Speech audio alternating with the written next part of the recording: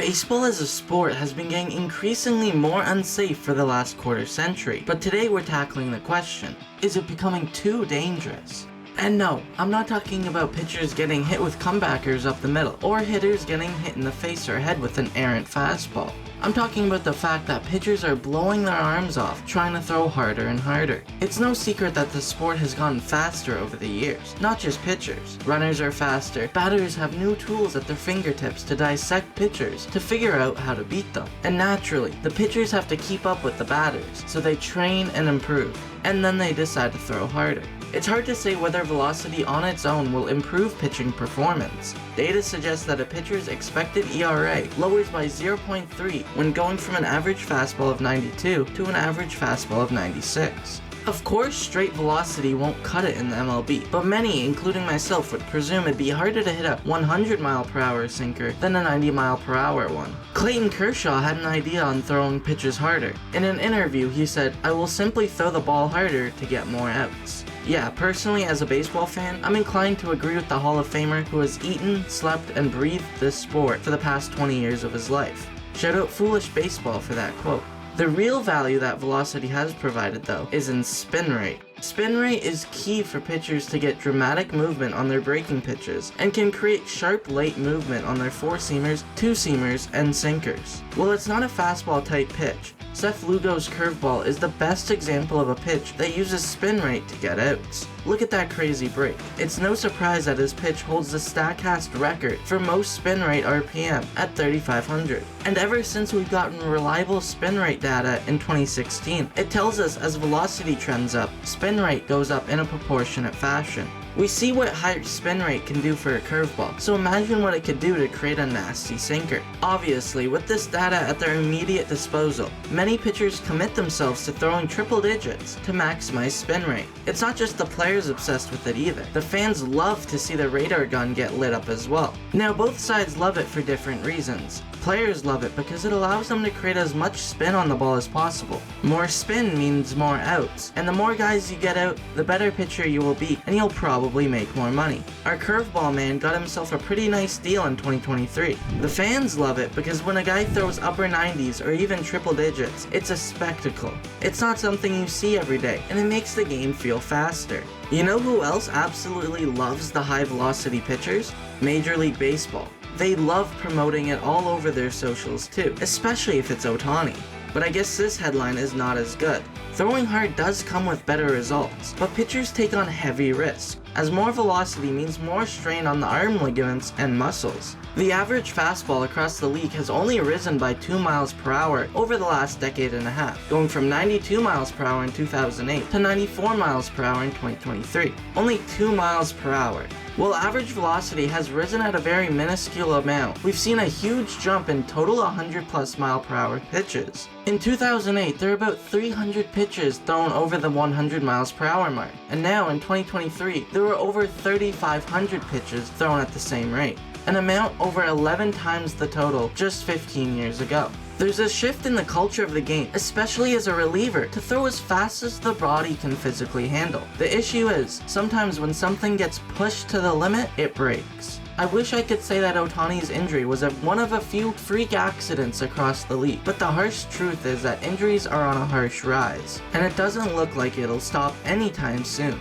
Just recently, the Yankees lost their star pitcher Garrett Cole to injury, as he had to get Tommy John surgery, a similar surgery to what Ohtani had. But what is Tommy John surgery, and where did it come from? Well, let's start with what the surgery is. As pitchers release the baseball, they put a great amount of tension on their elbow, specifically the UCL, which is a ligament in the elbow. Too much tension on it and a pitcher can stretch or tear the ligament, and if they do, they'll need to get the surgery. During a Tommy John surgery, the UCL is replaced with either a tendon from the pitcher's body or a donor from a deceased patient. Post-surgery recovery takes anywhere from a year to a year and a half, and once players do return from the operation, they are at a far higher risk of injury, as over 50% of players that come back from Tommy John surgery return to the IL in one way or another. Pitchers can also get multiple Tommy John surgeries over their career, but each one they get reduces the odds of a successful return. Some players who have received multiple Tommy John surgeries have had very successful post-surgery careers.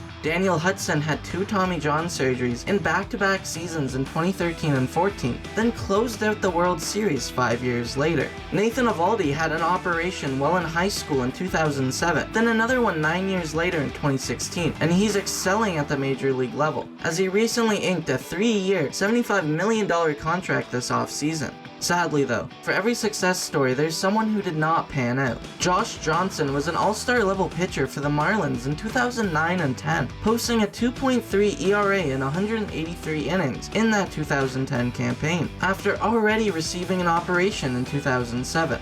He started faltering 2 years later in 2012 with a 6.2 ERA after getting traded to the Blue Jays, and he found out he required a second surgery. While rehabbing, he got injured again after facing a single batter in A+ ball and had a third surgery. He was unable to successfully rehab the third time, and the 2013 campaign was the last time he ever saw a major league mound. And as I mentioned with Shohei's case, there are other surgeries that exist to repair the UCL that are just out of the umbrella of being called Tommy John surgery. Now as for the name itself, Tommy John, it is pretty simple. It originates from the first guy who ever received the surgery, a 70s pitcher for the Dodgers, Tommy John.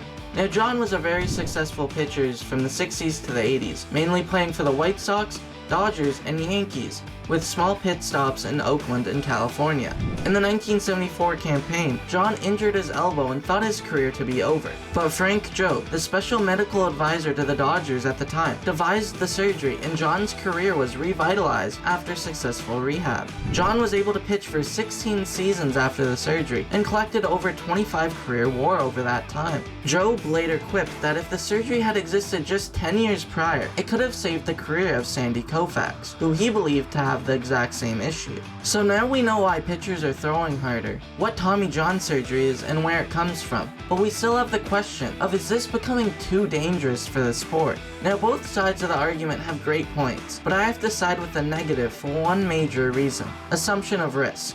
Players who ramp up their velocity to pitch at a higher level know that action comes with risk, but they take it on because of the incredible benefits that decision could bring them.